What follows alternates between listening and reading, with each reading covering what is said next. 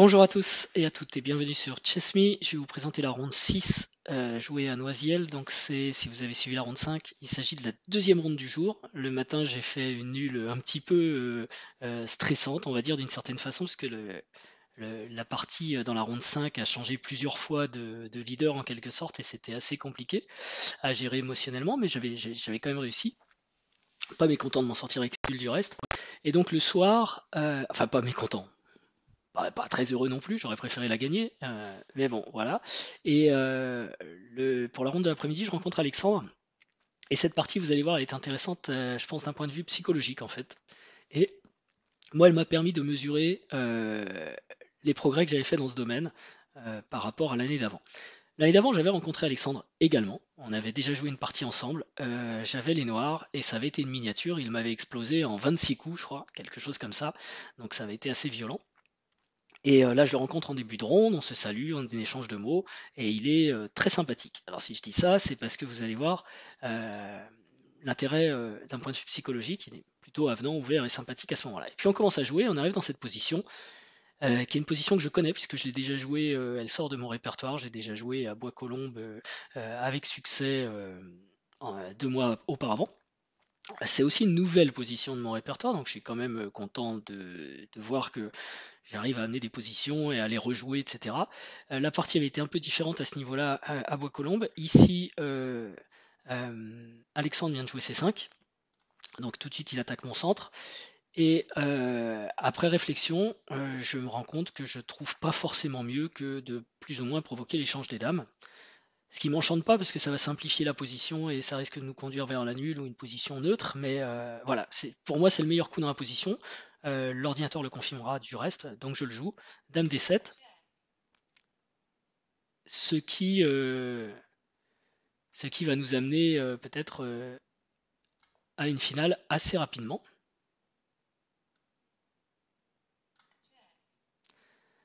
Et donc cavalier prend D7 ici évidemment. Et cavalier E2. Ok, il se développe avec fou E7. Ici, j'aurais peut-être dû jouer A4.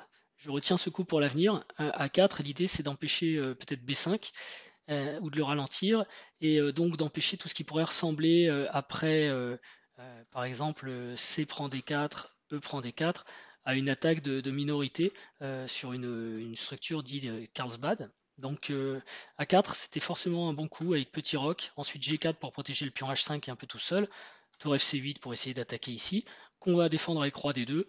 A5, C3, la position est sans doute totalement nulle déjà et égale en tout cas. Dans la partie, j'ai pas choisi A4, même si j'y ai pensé un petit peu. J'y penserai plus la prochaine fois. J'ai joué G4 parce que j'étais un peu inquiet que F5 vienne couper la défense naturelle du pion H5 et je voulais quand même défendre le pion H5. En plus, je mets mes pions sur case blanche, un fou de case noire. Bon, ça va bien. Tour C8, donc essaye d'attaquer tout de suite sur la colonne. C3, C prend D, E prend D. B5, voilà. Et donc si j'avais joué à 4 avant, j'aurais pas eu ce problème. Donc là, on a une attaque de minorité en règle, bien jouée par Alexandre sur l'aile dame.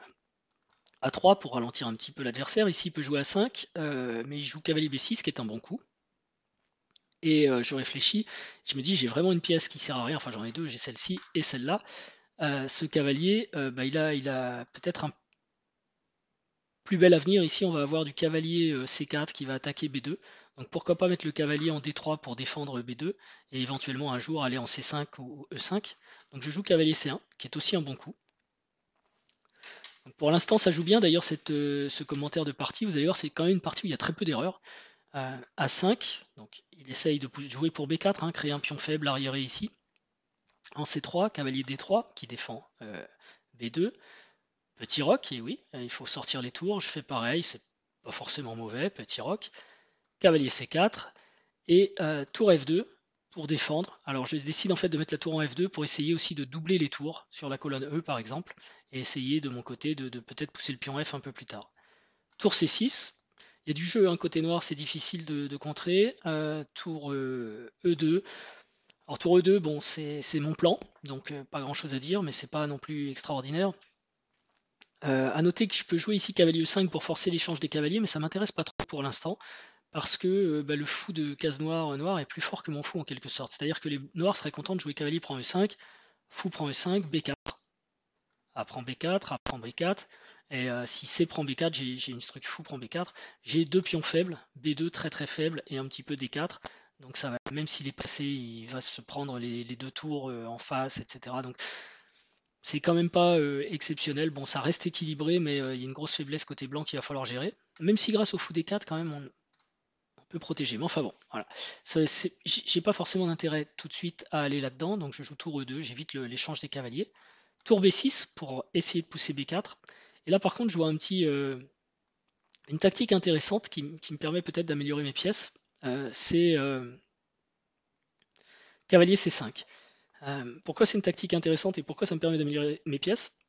Mon cavalier a envie d'aller en C5, mais il peut jamais, parce que sinon il va être pris, et peut-être même par le fou, ce qui est pire que par le cavalier, parce que là, le cavalier noir serait beaucoup plus fort que mon fou, qui est mon mauvais fou en fait. Donc je veux surtout pas échanger mon cavalier blanc contre le fou, mais là il y a une petite exception. Euh, c'est que si fou prend C5, vous pouvez mettre sur pause, qu'est-ce qui se passe sur fou prend C5 en fait?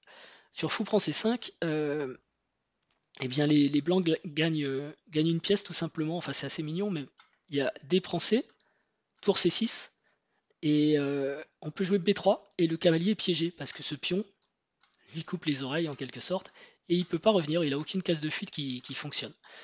Donc c'est pour ça que dans cette position, je joue cavalier C5 puisque je me rends compte qu'il peut pas me prendre en fait le cavalier. Donc tour C6 revient, évitant le problème, et mon cavalier est passé de l'autre côté. Donc il va pouvoir venir embêter un petit peu la tour D8. Je voulais voir aussi s'il y avait des erreurs de mon adversaire. J'avais peut-être des thèmes tactiques avec des fourchettes de fou, de cavalier. Il faut quand même qu'il fasse attention où il met la tour ici. Mais bon, il a bien joué. Et donc j'ai rien obtenu, je reviens et finalement on fait cet échange de cavaliers. Euh, bon, qui, je l'ai dit, est pas forcément tellement à mon avantage, mais c'est moins grave quand même que d'échanger le cavalier contre le fou. Et ici, ici, je pouvais faire fou prend E5 et curieusement, j'ai eu la sensation que c'était mieux de rapprocher ce pion des autres. Parce que je me suis dit peut-être que le pion B allait sauter et que j'allais avoir un pion isolé en D4 par exemple. Mais bon, c'est un petit peu douteux ça. Ah, il y a autre chose que j'ai oublié de vous dire aussi. Sur tour B6, quand je joue cavalier C5, en fait, il y avait un meilleur coup quand même. Bon, c'est pas très grave, mais une manœuvre en tout cas qui est intéressante qu'on peut voir pour le reste de la partie, c'était tout simplement fou G3, auquel j'ai pas spécialement pensé pendant la partie. En plus, le fou est un petit peu exposé ici. Il y avait quand même des thèmes avec F5 et le fou est en l'air dans certaines variantes. Tour C8 aurait été logique. Et fou E1. En fait, le fou revient couvrir un peu passivement, mais efficacement la menace de B4. Et là, on a une position solide côté blanc. Bon, donc j'ai joué cavalier C5, on a vu, tour C6, cavalier D7, tour D8, cavalier E5, cavalier prend E5, et je joue D prend E5, qui n'est pas tellement naturel, je sais pas, j'ai dû me perdre dans mes calculs, et D4. Et là, mon adversaire a le sentiment qu'il prend l'avantage, et j'ai aussi ce sentiment-là, on est d'accord, et on sent qu'il va commencer à pousser pour essayer de gagner. Ici, moi, j'ai pas énormément le choix, hein, c'est prend D4, tour prend D4, mon fou est attaqué, fou E3. Il faut quand même faire très attention parce que les deux tours peuvent très vite créer des menaces dans tous les sens. Euh, tour D5 qui attaque le pion E4, F4 pour défendre, A4 pour fixer, je pense que c'est un bon coup.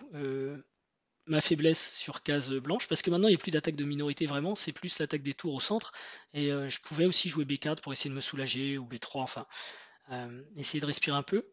Donc A4 me bloque, c'est plutôt un bon coup. Et je joue roi F2. À noter que roi F2, c'est un mauvais coup. Et le bon coup, c'est roi F1. Donc là, il faut être un ordinateur hein, pour faire un petit peu la différence. Roi F1, fou H4, tour H2, fou D8 et tour E2. Et on doit pouvoir tenir tranquillement l'égalité comme ça avec les blancs, puisque les noirs ne font pas de progrès, tout simplement. Dans la partie, j'ai joué roi F2, qui est un peu plus imprécis. Et mon adversaire en profite pour jouer tour D3. Très bon coup. Très très bon coup puisqu'il, vous allez voir en fait, du coup il faut que je joue quelque chose, roi F3, et mon roi se retrouve cloué, mais j'ai pas tellement le choix parce que derrière il va y avoir tour C5 qui va venir pour attaquer le pion F4, tour C4 pardon, et j'ai de la chance, il joue pas tour C4, il joue tour B3, petite attaque ici d'abord, tour C4 était meilleur, hein, c'est sûr, hein. Sur tour C4, donc je peux plus bouger le roi en fait. Ou alors il faut que je décloue le fou, donc je reviens en G2, et moi non plus je progresse pas, je recule. Et puis il y aurait des coups comme G5, puis on prend. Tour F1 et roi G7, et les noirs ont l'avantage parce que ici j'ai un pion faible, ici j'ai un pion faible, les tours sont super bien placés, et c'est les noirs qui vont commencer à améliorer leur position, améliorer leur fou, améliorer leur roi, leur pion. Ils vont peut-être faire un pion sur la colonne H aussi, et le pion passé sur la colonne H contre la faiblesse de F4 et la faiblesse de B2, ça va faire trop à gérer pour moi, quoi, en fait. Donc ça aurait été, enfin, ça aurait été difficile à jouer. Mais c'était difficile aussi peut-être à trouver côté noir. Donc il joue tour B3, roi F2, donc là clairement hein, les noirs ont l'avantage, tour C4, ils poussent. Tour D1, j'ai besoin de sortir cette tour, il faut absolument qu'elle sorte, enfin j'arrive à la sortir. B4, je ne commande pas trop les coups parce qu'en fait ce sont des bons coups, l'ordinateur est un peu d'accord avec tout ce qui se passe, donc je vous dis juste quand il y a une petite imprécision, une erreur. A prend B4, tour CB4, donc on appuie fort sur B2, je suis arrivé à temps, j'ai sorti ma tour pour défendre, tout ça c'est calculé aussi. F6. Bon, à la place d'F6, il y avait peut-être fou H4 échec. J'aurais joué roi F3, et en fait la position reste égale, ça tient. Disons que les blancs sont sous pression, mais ils tiennent, en fait, ils tiennent l'égalité. Et F6, c'est une petite imprécision, et là les blancs peuvent vraiment ramener l'égalité pure grâce à un petit coup. Je ne sais pas si vous voyez, vous cherchez, sinon mettez sur pause. Et le coup en question, c'est tour D7. Tour D7, c'est un coup rigolo parce que si roi vient défendre, il y a tour prend E7, roi prend E7 et fou C5 échec. On échange tout, il ne reste plus qu'une tour sur l'échiquier et ça va être là, ce sera nul assez facile vu la structure de pion. Donc pour moi, je sais que j'ai égalisé à ce moment-là. Mon adversaire ne joue pas roi F7. Alexandre ne joue pas roi F7. Il joue tour B7. Il peut aussi, ça marche. Mais c'est pareil, on échange, tour prend B7, et je prends la tour et je propose nul à ce moment-là, puisque pour moi, voilà, on arrive en fin de journée, là, cette position, elle est clairement nulle. Et je suis très surpris, puisque je me rends compte, je vous parlais de psychologie au début, je me rends compte que mon adversaire a changé de visage, en fait, et il est plutôt énervé et agressif. Et je me rends compte qu'il voulait absolument gagner cette partie, il avait de la pression, ça l'énerve de ne pas réussir, mais il avait de la pression, il n'avait pas encore gagné cette partie. Et ça m'a rappelé quand je faisais un peu la même chose il y a un an. Vous êtes sûr d'avoir une bonne position, ou même le matin, vous voyez. Le matin, j'étais sûr d'avoir une bonne position et je ne l'ai pas gagné, mais bon, et même après, j'étais plus mal. Et j'ai essayé de rester zen et j'ai trouvé des ressources et voilà. Alors que quand on. C'est important de vouloir gagner, la volonté de gagner, c'est bien, mais quand on est trop focus sur le gain, c'est quand même dangereux parce qu'on commence à manquer d'objectivité justement. Et ça, je l'avais bien découvert dans mes déboires de l'an passé. Donc tour B7, je propose nul, et là, Alexandre ne me répond même pas, il prend presque rageusement la tour à toute vitesse. Bon, en plus, le side note arrive. Et je me dis, tiens, il y a peut-être un espoir, parce que d'abord la position est égale, donc celui qui va forcer va se mettre en danger. J'ai l'avantage à la pendule, et moi je suis bien zen, quoi. Je regarde cette position, je me dis là, je risque pas de perdre, à moins de faire une erreur. Bon, déjà, j'améliore mon fou D4, je défends le pion. Je commence à faire de la pression sur F6, donc maintenant, pour moi la position est parfaitement égale, et surtout les noirs ont perdu tout ce qu'ils avaient comme pression, donc je me sens même libéré, je suis pas mal. Roi F7.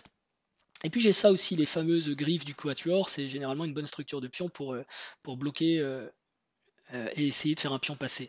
Donc je sais même que j'ai peut-être un petit avantage à l'aile roi, mais rien du tout.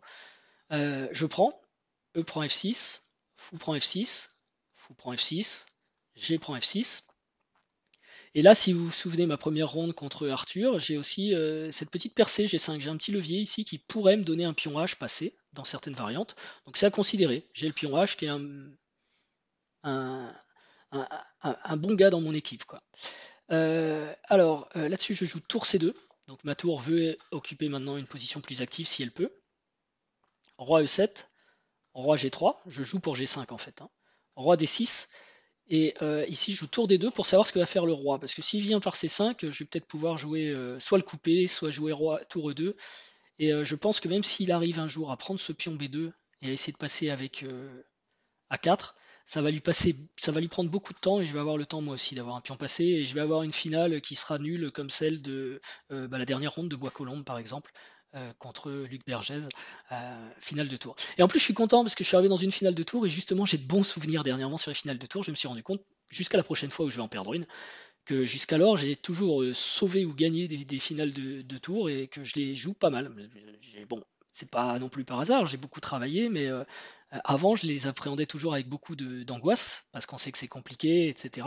Maintenant, je suis beaucoup plus confiant quand je suis en finale de tour, et donc on va voir. Alors, roi C5, donc le roi vient à l'attaque, ok, tour E2, donc j'attaque le pion faible, il revient défendre avec roi D5, et G5. Je joue maintenant pour essayer de faire passer un pion, quitte à en donner un. D'ailleurs, Alexandre joue tour B3 pour éloigner mon roi, mais roi G4, F prend G5, F prend G5, et j'y joue tour B4 échec, toujours pour tenir le roi un peu à l'écart, roi G3 et H prend G5. Donc là, il semblerait qu'il ait gagné un pion. Mais pour moi, la position est toujours nulle parce que ce pion est faible, il est trop près du roi, je pourrais le reprendre assez facilement. Le pion E6 est faible aussi d'ailleurs, si le roi veut bouger. Donc typiquement, j'ai deux cibles ici. Pour l'instant, B2 est toujours solidement maintenu, parce que le roi va avoir du mal à passer quand même, ça va prendre du temps. Et j'ai H5 qui peut s'envoler, donc attention. Et donc c'est à moi de jouer, je joue H6. C'est mon meilleur candidat, je le joue. Et ici, Alexandre se trompe. Il faut absolument, je pense, jouer tour B8 pour aller arrêter le pion et se mettre en H8, mais ça va être difficile à jouer parce qu'après mon roi va venir prendre le pion G, puis attaquer la tour. Et les noirs, les blancs pourraient bien se retrouver à jouer pour le gain. Mais bon, normalement c'est nul. Par exemple, roi G4, enfin tour H8 peut-être, 5. Mais bon, vous voyez, de toute façon, l'évaluation ne bouge pas beaucoup, même si on avance ici, tour H8, tour H2, E4. Grâce au pion E, il va s'en sortir. Et tout le monde va perdre sa tour contre le pion, ça va aller. Le mieux d'ailleurs qu'il a à faire, c'est sacrifier peut-être la tour contre le pion H, et puis avec les deux pions, récupérer une tour. Voilà, et puis ce sera nul. Donc, dans la partie, il se trompe et il joue tour H4 avec assez beaucoup de conviction. Donc je pense que c'est ce qu'il avait calculé, mais moi j'avais calculé, et bon, je pense que c'est assez simple pour vous, que ici les blancs gagnent, tout simplement. Donc si c'est pas évident pour vous, vous pouvez chercher en mettant sur pause. Mais le coup gagnant des blancs, c'est évidemment tour H2. On défend le pion, donc la tour peut plus aller le chercher. Et là, Alexandre a un mouvement un peu rageux parce qu'il se rend compte que c'est perdu, qu'il a gâché la partie. Mais moi, je pense qu'il a gâché parce que il a trop voulu gagner. Et c'était l'intérêt aussi de proposer nul au moment où je pensais que c'était nul. Comme je vous l'ai expliqué, ces propositions de nul, elles sont pas neutres en fait.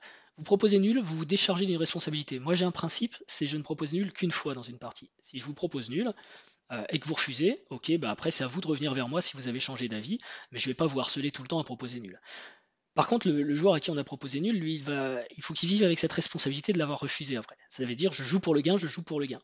Et là aussi, il y a eu une petite manipulation psychologique en fait, puisque je savais très bien qu'il passait de l'avantage à une position égale, et en lui proposant nul, je lui disais quelque part, admets que tu as pas réussi à exploiter ta pression. Et lui a voulu le jouer, mais du coup le jouer pour le gain, puisqu'il refusait le nul.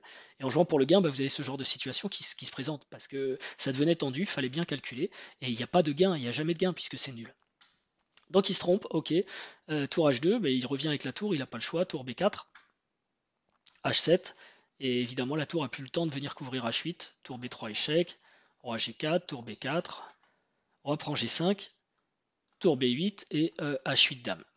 Voilà, la partie est finie, mais il continue, tour prend H8, tour prend H8, roi C4, roi F6, on vient attaquer le petit pion E6, roi B3, pas question de donner le pion bien sûr, tour B8, et là Alexandre abandonne puisqu'il est évident qu'il n'arrivera pas à passer le pion A, puisque la tour protégera toujours et le pion B contrôle A3, et la position est perdue, donc il abandonne, et il était très mécontent. Il n'a pas voulu analyser la partie, donc je pense c'est un conseil pour tous les joueurs donc je l'ai pas harcelé non plus quoi.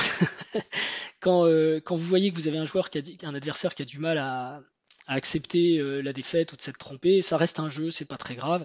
Je lui ai proposé l'analyse post-mortem, il a dit non, je veux pas. Je lui ai dit ok, je comprends. Alors que en fait, je comprends quoi? Je comprends que moi j'y peux rien quoi. On peut regarder la partie ensemble et l'analyser. Il a eu un petit plus, mais il n'était pas gagnant, il était mieux. Et finalement, la partie est nulle et puis il force et il perd, il s'en veut, mais c'est lui qui a choisi en fait. Donc moi je j'ai pas de responsabilité là-dedans. Donc en tout cas, j'étais content puisque c'est une victoire pour moi, entre guillemets, psychologique, où moi j'ai su rester d'abord sous la pression. On peut regarder la partie, hein, sous la pression, c'était pas forcément facile à jouer.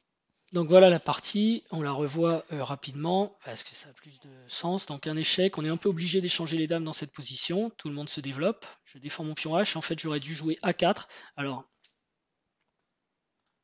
A4 c'est bien parce que comme je rejoue les mêmes positions, je me souviendrai maintenant de cette idée de A4. Là, simplement, je savais pas trop quoi faire et je me suis un peu trompé, ce qui fait que je l'ai payé parce que lui a bien joué. Et je me retrouve en défense tout le temps de l'aile dame contre cette attaque de minorité. Mais j'arrive à la tenir, je trouve des petits coups qui permettent de simplifier un peu les choses. Et ici, c'est le moment le plus dur où il faut vraiment être précis en défense pour ne pas se faire exploser par les deux tours. Je pense qu'un plan à base de tour C4, tour E4 était plus précis, mais encore, il faut réussir à passer. Quand j'ai sorti cette tour, je me suis dit, je vais avoir un peu plus d'air quand même. Ce qui est bien le cas, j'ai un défenseur de plus, puisque jusqu'alors je jouais quasiment avec une tour de moins. Et du coup, cette tour me donne un petit motif tactique qui permet d'égaliser totalement. Donc là, je propose nul, c'est refusé automatiquement par mon adversaire. Bon, les blancs sont bien, il n'y a pas de problème. On a même une meilleure structure de pion ici, ce qui nous permet un levier qui va nous donner un pion passé. Voilà. Et mon adversaire se trompe avec tour H4. La partie est finie. Elle est gagnée pour les blancs. Donc une partie assez directe quand même finalement, où j'ai pas fait vraiment d'erreur grave. J'ai raté un petit plan stratégique, j'ai été un peu imprécis un moment. Mais globalement c'est une bonne partie. Alexandre est quand même presque à 2200. Dans le Zainot il fait une erreur, mais j'ai envie de dire, si vous arrivez à mettre votre adversaire en Zainot, c'est là qu'il va faire des erreurs. Ça fait partie du jeu et c'est pour ça qu'il faut les accepter. Je l'accepte moi-même de mon côté quand ça m'arrive. Donc sur la grille, ce qu'on peut dire de cette partie, qu'est-ce qui se passe? Voilà, donc c'est une victoire, donc c'est bien, c'est un bon résultat. Je finis la journée à 1,5 sur 2, donc moi je suis content. J'ai une bonne journée. J'étais mieux que mon adversaire, enfin j'avais une meilleure connaissance de l'ouverture puisque lui a calculé très tôt, mais il l'a bien joué. Donc je suis arrivé en fin de répertoire au 11e coup, j'étais bien. Le milieu, on va pas dire que je l'ai mal joué, j'ai quand même bien calculé la défense, j'étais presque précis. Euh, C'était une bonne défense, on va dire, parce que je m'étais mis moins bien à cause de A4 raté. Correct. La finale, bah, j'ai pris l'avantage. Donc j'ai bien joué. La finale, on va dire. Autant j'avais de l'avance et c'est ça qui a provoqué aussi le gain. Avance autant. Donc mon adversaire a fait une erreur dans le Zainot. Pour l'énergie, je me sentais normal. J'avais pas de fatigue. Même si c'était la deuxième partie de la journée, j'étais plutôt normal, j'étais bien. Au niveau du stress, j'étais plutôt cool. Euh, Malgré la victoire ratée du matin. Et donc si je dois mettre les points positifs et négatifs, donc en négatif, il y a G4 versus A4 qui était le bon plan, mais ça c'est manque de connaissances et donc comme je vous ai dit, 2 fois que je joue cette ouverture, maintenant je saurais que dans cette position, bon c'est la première fois que je la rencontre avec C5, il faut jouer A4 pour stopper B5 et tout va bien. Et au chapitre positif, il y a l'aspect psychologique. Donc la défense quand même, défense sous pression, ça c'était bien, parce que souvent c'est là qu'on fait des erreurs. L'avance au temps et la psychologie, avec le fait de rester cool, objectif. Donc je vais mettre plutôt l'objectivité. Je pense que là c'est vraiment sur les nerfs que cette partie s'est jouée. Sinon vous voyez d'un point de vue échiquier 1, on a joué tous les deux plutôt bien, il y a eu très peu de fautes, une grosse gaffe de mon adversaire dans le side note. Voilà, pas grand chose à dire d'un point de vue échiquier sur cette partie, sinon que bah, il faut que j'améliore avec A4. Mais donc du coup, ça me remet un peu à 50% dans le tournoi. J'étais juste en dessous avant, c'est quelque chose que j'aime bien. Hein, quand je suis forcément au petit hello, 50%, ça veut dire que ça se passe bien. Et le lendemain, je vais jouer encore un joueur à 2100, je crois, mais on verra ça dans la partie numéro 7. Je vous souhaite une bonne journée et je vous dis à très bientôt. Ciao!